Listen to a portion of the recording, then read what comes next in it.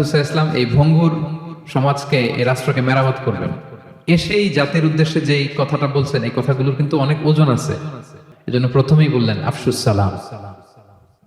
আফশুস সালাম, শান্তির পয়গাম পৌঁছাও। যুদ্ধ, বিগ্রহ, বিশৃঙ্খলা, chaos in the society, এগুলোকে থামিয়ে দাও। এটা ছিল প্রথম মেসেজ। তারপর কি বললেন? ওয়া আত'ইমুত তাআম, মানুষকে খাবার খাওয়াও, ফুড শেয়ার করো। এটা সিম্পলি শুধু খাবার খাওয়ানো বুঝলে হবে না, খাদ্য সংকট দূর করো। খাদ্যদ্রব্য মানুষের নাগালে নিয়ে আসো, মানুষের ঘরে ঘরে খাবার পৌঁছে দাও। কারণ আগে তো পেট ঠিক থাকতে হবে। কি বলেন? বাংলা একটা কথা বলে যে পেটে খেলে পিঠে সয়, এবং আরবরা একটা কথা বলে যে এইখানে পৌঁছার আগে তোমাকে এইখানে পৌঁছতে হবে।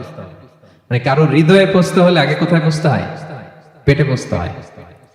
তো রাসূল সাল্লাল্লাহু আলাইহি ওয়াসাল্লাম শান্তির কথা বলার পরপরই বললেন যে আগে খাদ্য সমস্যা দূর করো, খাদ্য সংকট দূর করো। এই যে আমাদের বাংলাদেশে এখন একটা খাদ্য সংকট যাচ্ছে না, এটা কিন্তু অনেক বড় ধরনের সমস্যা। খাদ্য ঠিক, ফুড আইটেম ঠিক, তো সব ঠিক। রাসূল সাল্লাল্লাহু আলাইহি ওয়াসাল্লাম বললেন খাদ্যের সংকট দূর করো, ঘরে ঘরে খাবার পৌঁছে দাও। The vulnerable people of the society, তাদের প্রতি টেক কেয়ার করো, লুক আফটার করো, অনাহারের মুখে খাবার পৌঁছে দাও। এটা ছিল দ্বিতীয় কর্মসূচি। 3 নম্বরে বললেন ওয়াসিলুল আরহাম, আত্মীয়তার বন্ধনকে মজবুত করো। এই যে কিনশিপ টাইজ, এই বন্ডেজটাকে আরো মজবুত করো। কারণ নিজেরা যুদ্ধ করলে কি আর শান্তি থাকবে? থাকবে না।